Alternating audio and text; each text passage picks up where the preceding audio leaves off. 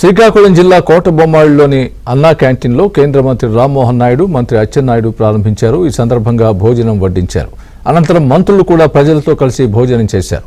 గత వైసీపీ ప్రభుత్వం అన్నదానానికి కూడా రాజకీయం చేసిందని, దానివల్ల ఎంతో మంది నష్టపోయారని రామ్మోహన్ నాయుడు తెలిపారు.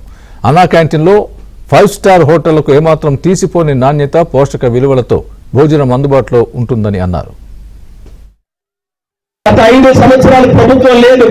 ఆ 5 సంవత్సరాలు ప్రభుత్వం లేకపోయినా ప్రజల వెంటనే నిలుస్తూ ఏ సమస్యలున్నా వాళ్ళకందరికీ కూడా సేవ చేస్తూ ఇంకా ఒక పక్కన ప్రభుత్వం తాలూకు ఆస్తులు కూడా కాపాడుకోవాల్సినటువంటి పరిస్థితి వచ్చింది. అది కూడా చేశాం. మళ్ళీ ఈ రోజు మన ప్రభుత్వం వచ్చిన తర్వాత ఇంకా చాలా ఆలోచనలు ఉన్నాయి. కోటబొమ్మాళికి ఇంకా ఎంతో గొప్ప శక్తి ఉంది.